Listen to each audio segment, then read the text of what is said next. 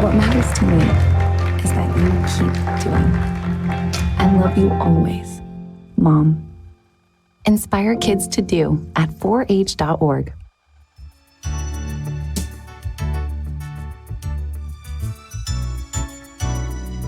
Welcome to Fight for Life, a pro-life radio show discussing the ministry of First Choice Pregnancy Services here in Las Vegas. I'm Deborah, board member and executive director of First Choice Pregnancy Services. And I'm Jessica, logistics specialist at First Choice Pregnancy Services. We are ambassadors for the unborn. Welcome to the show. Good afternoon, friends. Thanks for joining us today on Fight for Life Radio. I'm Deborah, here with Kelly, ambassadors on behalf of the babies, here to share insights and real-life stories in the fight for the unborn. Kelly is going to give you guys the weekly stat update, and then we have a special guest in-house, Sam Peters. He is running for Congress, so after she's done bringing you the update, we'll dive in with him. Awesome. We're excited today. Okay, so the weekly update from August 18th through August 24th of this year, the supporters of First Choice Pregnancy Services helped to provide 79 free pregnancy tests and 48 free ultrasounds to the women of the Las Vegas community. Many of these women are abortion bound, and some are even under the impression they've walked into an abortion clinic when they come to our doors. Thank you for helping save babies from death through abortion and for speaking up for the voiceless, as Proverbs 31 says we ought to.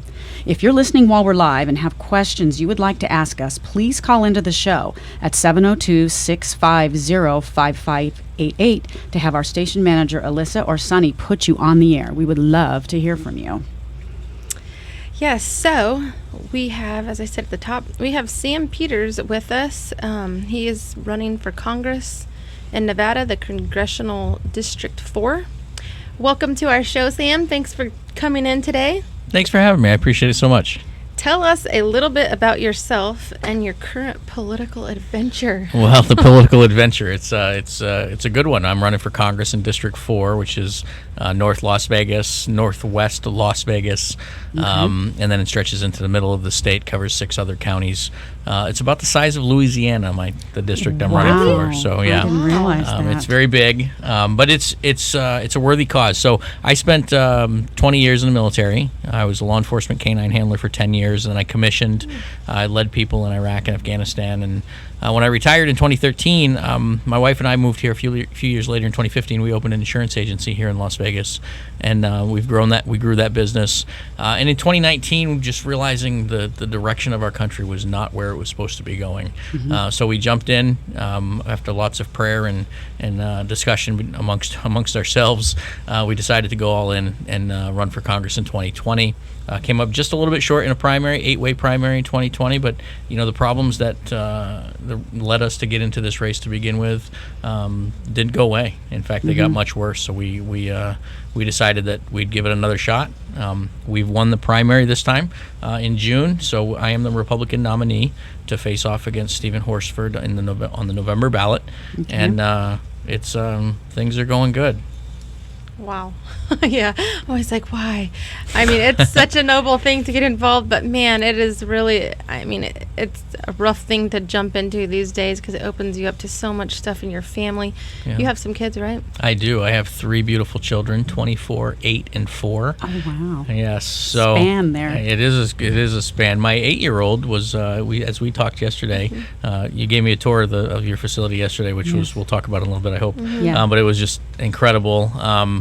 My son was born premature. He was 3 pounds 13 ounces when he was born. Wow. So to hold your model of a 26-year-old baby that was about that size, the model of it, 26 weeks, right? It was just it brought back some memories. So it was, and you mentioned the jumping in and the shots we take as politicians. What you guys do is just absolutely incredible. It was so moving to walk through your facility and see what you guys are doing, and to see some of the stats, the babies that you're saving across this state and this city is just, God bless you. Well, we're glad you got to take a tour, and I think it's so important because our politicians and our elected officials, a lot of people don't really realize they are, and you're the great example of this, the lay people that do take their turn and do their service and run and try to get up there and make a difference. And make an impact and bring legislation to Yeah. your district and our state. Right. And what do you see? Do you have things in mind that you see introducing to try to get laws passed? Yeah, so Roe v. Wade was just overturned, which is a huge win for the cause. Nevada's laws already on the books. It's decided by the people here in Nevada. Most people don't realize that. It's 24 weeks, and then there's exceptions after that. I'd like to see some things change that. And on my website, my position on this particular topic has been there for 3 years, and I'm a supporter of the Pain Capable Child Protection Act. There's 2 other bills. The bill that doesn't allow forced medical profession to be forced to provide abortions if it's against their backgrounds. So it's things like that we need to introduce. I had a conversation this morning with somebody, and I was telling them about the tour and what we saw yesterday, and they said something to me that was telling, and they said, the politicians that are fighting so aggressively to do these things, to have abortions at the very end of a pregnancy, and even in some bills, like in California now, they're talking about bills after birth. It's just absolutely criminal, and to allow it's criminal and it's evil to go that direction. And again, so the late term abortion type stuff is absolutely got to be off the table. And again, why can't we, as we talk the pro-choice movement, the people who are pro-choice. Why can't choice be going to first choice? Or why can't choice be adoption or something to that effect? It doesn't always have to be. You're singing my song. Kelly Kelly has a favorite line on choice. Yeah, Kel, what is it? Pro-choice is no choice. I did make that choice when I was a young girl, and unfortunately, I did not make an informed decision. I have to stand up and take responsibility for what I did. I was basically 18. It was my 19th birthday, and 3 days later I found out I was pregnant. But the university immediately handed me a paper, and I went where it told me. I was a good girl. I ended up at Planned Parenthood. I said, okay, no, I don't want to be pregnant. No options were ever discussed. They've taken the choice out of it. They've made it a streamlined position that they just file people through, and it's happening. I had a university girl the other day come in with a slip of paper and handed it to me. She was supposed to be somewhere else. We're 2 doors down from that horrible somewhere else. And when I explained to her, luckily she ended up here and told her my story and told her the whole thing. She was like, oh, because she still didn't even know what she was getting in line for. Yeah. She just knew, oops, I'm a college student and I don't want to be pregnant. And the sad part is that, colleges don't want you pregnant. Employers don't want you pregnant. A lot of boyfriends and men don't want you pregnant because it's a, inconvenience. And it's frustrating because women are left holding the bag and the choice has been taken out of it. Right. Yeah, I was reading an article yesterday by Live Action. I don't know if you're familiar with them, Lila Rose. And they were just, really comparing the pro-life pregnancy center movement to the abortion clinic and just showing the comparison in all the choices that pregnancy centers offer you versus the one choice that the abortion clinic offers you. They're seeking to give you referrals and resources if you're seeking to keep that baby. They're seeking to give you one choice. They're truly cutting off your choice. Yeah. They're literally no choice. And it's like if you want ultrasound, we had somebody in just recently that had asked to see their ultrasound at the abortion clinic, and they told them, nope, sorry, you can't see it. They charge you, I think it's $80 for the ultrasound, but if you get the abortion, they'll deduct it from there. So even to make it financially feasible for some people to make an educated choice, there is no choice but the one choice they have for you there. Yeah. And there's you may not be aware, you may be aware, there's a great law around that in Texas, where they have to, before they can go down that road, they have to have a an ultrasound, and they have to actually look at the ultrasound. And what's wrong it's with that? Not a thing. Not a thing. I don't understand. Look, I was in the room with both my my younger kids' ultrasounds, and it's just when you see the heartbeat, when So incredible. it's phenomenal. It's just Yeah. phenomenal. In fact, a quick story: when I was in my son wasn't supposed to be in the ultrasound room, but we were, and my wife was getting the ultrasound when she was pregnant with my daughter. Is and this my your oldest son? my son, yeah, the 8-year-old, and he saw it on the screen. He saw the fetus on the screen. He saw Callie on the screen, and I said, "What is that, buddy?" And he said, "That's my sister." And she was, it was like 10 weeks, something Yeah. like that. Yeah. Small baby. Yeah, we Yeah. didn't know Recognizes yet. it. We had no idea. And he said, "That's my sister." And I said, "Oh, is it now?"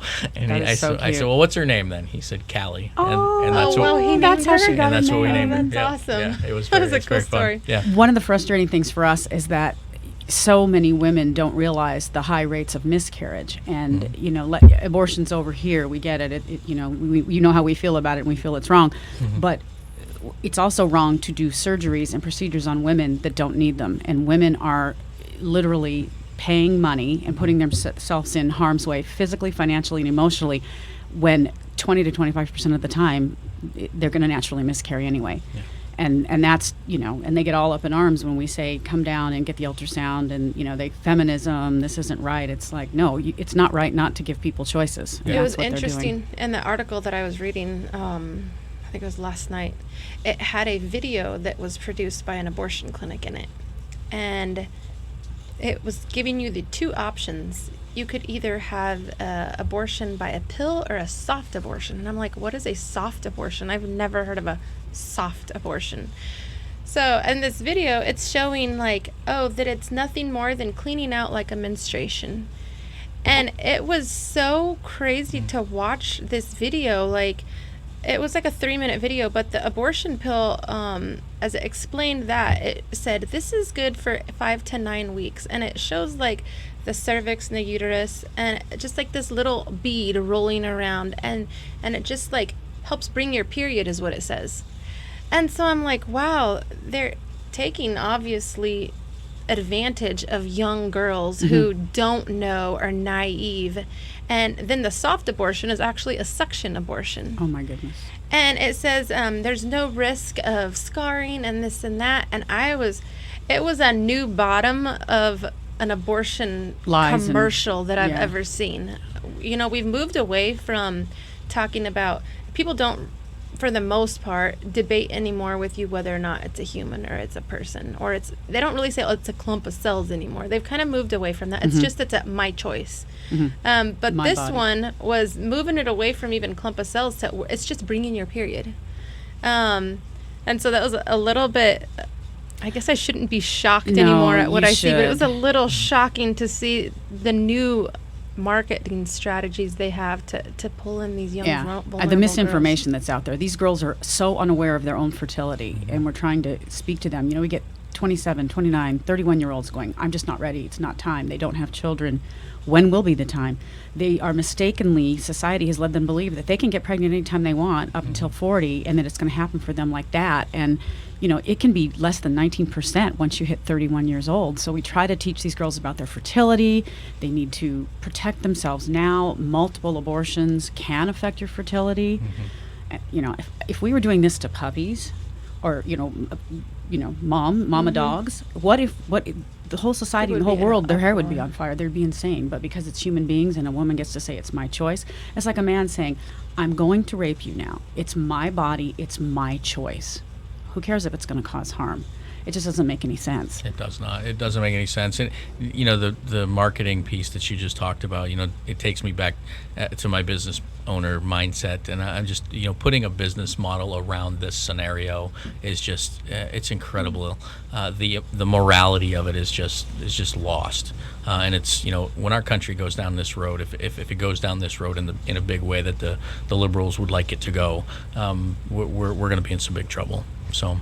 I agree with you. We're And just it's really not- going to have to pray that God shows some mercy to us this election in the fall, and that some of those who stand for godliness and righteousness and on the right side of these issues are able to succeed in their adventures, such as yours. Absolutely. And to Yeah. teach Republicans how to talk about abortion. It's kind of the, ugly elephant in the room. You're out to dinner or you're with people and they ask me what I do, and it's like, oh boy, do I Right. want to get into this over appetizers but I've been more bold. I've been able to do that. God's put it on my Good. heart to explain what I do and why I do it. And for me, it's easy because I can lead with, I did it. Right. So now you have to listen to me. It's a real story. It's not my opinion. And I'm glad to hear you say that. And it's, we do need coaching and how to talk about this, and because it's an inflammatory discussion depending on who you're talking to. There's so many varying opinions around it, and it's the Democrats right now are telling me that, or telling the media that Sam Peters is he wants to ban all abortions, and he wants to take women's rights to health care, and that's not I've never said any of that. of course. It's not the position I've taken. Clearly, we want less abortion. We want the choices of, adoption, carrying to term, keeping your child, all of these things. And if giving the choices leads them to keeping their babies, as 81% of your, clients do. It's just, again, going back to the tour yesterday, it was so moving. 38,000 saved lives in 10 years, 14 years, something like that. 17 years. 17 right now. years, We're getting ready but- to Yeah. have 40,000. 38,000, I think the number was. It wasn't One out of every 85 people around you in Clark County, Nevada. in Nevada. One out of 85 people. I mean, I see He's doing the math. I see 85 people, 100 times a day. Right. And one out of every 85 of them is through that a place. saved baby. That's just incredible. So thank you for Something helping that's us. such a mystery Yeah. to me that I want to throw out there too, because and we see this when the women come in, why adoption has been stigmatized. I mean, where do adopted babies, it's a beautiful thing when your neighbors and your friends and people who can't have children adopt a baby. It's beautiful, it's celebrated, let's do everything. Yeah. But when a woman gives up her baby, they'll say to us, oh my gosh, no, that's so cruel. And people would judge me. I will never do that. I mean, Yeah. where do you think these babies come from? They're not grown on farms. We need women to stand up and boldly and proudly say, I'm not ready, and I really do believe that, but I'm going to do the best thing and give my baby up for adoption. And Yeah. they come into the center and they look at us like our hair is on fire. Oh, I would never be able to give my baby up. That would be cruel. I'm just going to have an abortion. And I don't know where in society where we've got to start celebrating moms who made the choice. Yeah. Because I wasn't given that choice, and I wish I had been given that choice. Sure. Adoption is interesting. You bring that up. My wife and I were talking about the tour again last night, and I was telling her how moving it was, and she brought it up about the adoption and the adoption process in the United States, and why is it easier to get a child from China versus the United States, and why is it so difficult? And those are things that certainly we can work on at the state, local, and Because federal women aren't levels. choosing it. They're led to believe by society that they're Sure. monsters if they give Sure. their baby up, but they're not monsters if they kill it. Yeah, and there's processes and things inside the process of adoptions that need to be streamlined and need to be worked out to make it an easier process. Clearly, we want it to be safe. Clearly, we want it to be the best for all involved. But again, in my wife's point of why is it so much easier to get a foreign baby than it is to take care of one of our own? Well, I was listening to something the other day, and the conversation was being had that over 1 million abortions take place in the U.S. every year, and every year there's a list with over 1 million people waiting to adopt. You can wait 5 to So- 7 years for an adopted Yeah. baby. So this whole thing, people like to say of, I saw somebody commented on our social media the other day that people shouldn't be forced to have unwanted babies. I'm like, there's no such thing as an unwanted baby. Because It's while true. you're murdering 1 million, there's over, I think it was 1.3 million families on a waiting list for Wow. a baby. I didn't know that. I Yeah. recently went to a retreat for post-abortive women, and mine was quite a long time in the past. But one of the things that struck me, all the counselors there was even men there that are standing up and taking responsibility for. I was part of 4 women, giving babies up for abortion, and it's just so striking because you realize many of these women who did it multiple times, they end up childless through circumstance, through something happening to their uterus, literally something going wrong and them needing hysterectomies, them aging out, not being Right. aware of their fertility, never meeting Mr. Right, and never getting married. And that was a shocking thing to me. I was like, gosh, I mean, so many women end up, having abortion, and then they have miscarriage, and then the fertility window closes and they don't end up with children. So it's just a backwards equation as far as all the facts out there on the the progressive side. It really is lies and not even half truths, not even truth at all to what they're saying. Yeah, and I quite frankly, I think at this point it's become, like we talked about a moment ago, it's become a business model, and there's unfortunately millions of dollars being made in it as an industry, and it's just unfortunate circumstance. Well, I think too, like as I've kind of looked over this course of my lifetime, I was telling you yesterday, my family got involved when I was 5 years old. The counseling room that I used to sit in when I was 18, 19, 20 years old, before I moved to Las Vegas, is a completely different counseling room than what the girls are sitting in at First Choice right now. Because we now have a generation of people that have been born with abortion being legalized and normalized. And so to even have a conversation with them to entertain adoption is such a foreign thing to them, because it's like, well, why would I do that? Like, it's just easier to just go have an abortion. Nobody has to know, And their moms did it, and their moms want them to do it. They did it, and I did it, and I'm fine. And you can tell they're not fine. They're clearly angry and have pent-up issues about it. And then you have the whole issue of adoption agencies, personal opinion, have done a horrible job of marketing and really explaining to people how adoption works. I was talking to a guy in Florida a few weeks ago, and he was telling me that he thought it was like the foster system. He had no idea how empowering adoption was, that you could choose the family, that you could choose if you were going to have visitations with that child. He was like, really? I just thought that you gave the baby up for adoption to the state and they picked the family.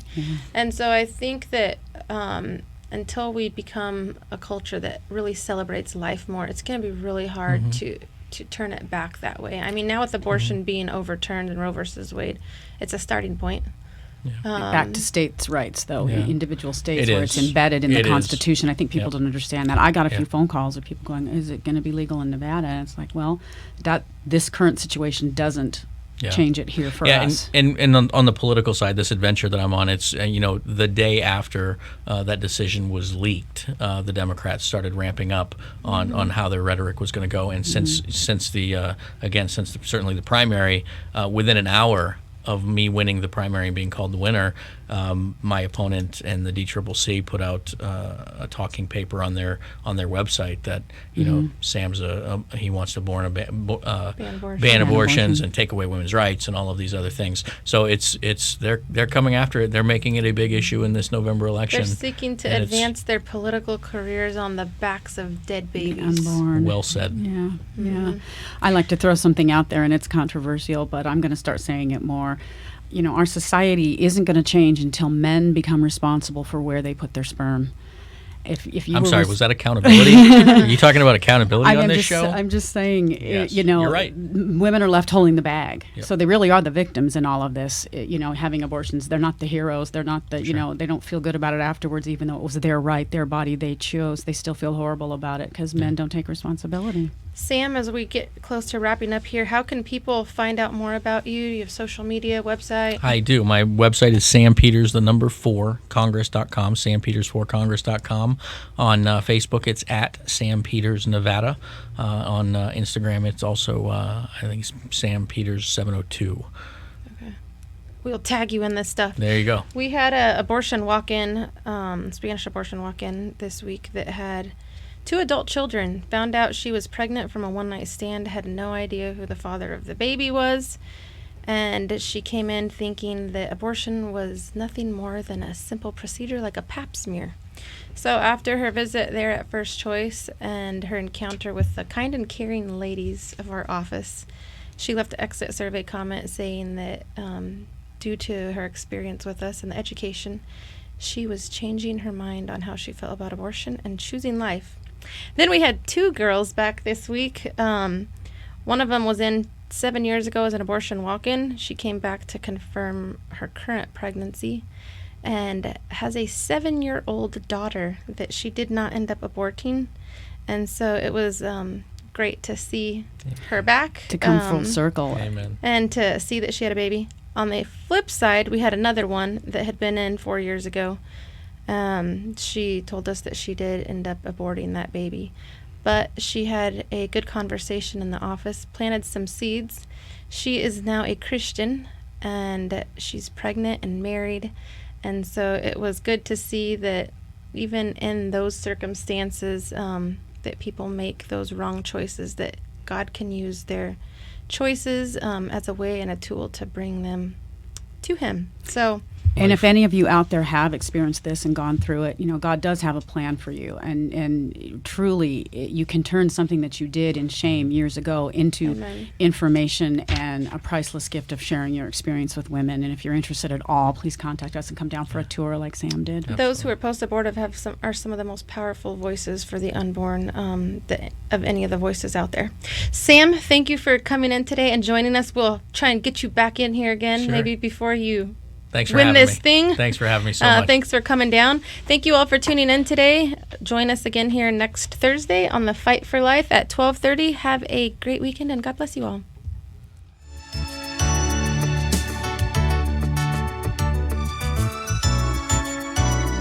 Thanks for joining your ambassadors for the unborn on the Fight for Life radio today and every Thursday on KKVV 1060 AM, the best news radio, the gospel airship. If you'd like to support the cause of saving unborn babies, or if you have a question you'd like us to answer on the air, go to fcpsfriends.org or call us at 702-294-CARE. Again, that number is 702-294-2273. On behalf of his little ones, thank you and God bless.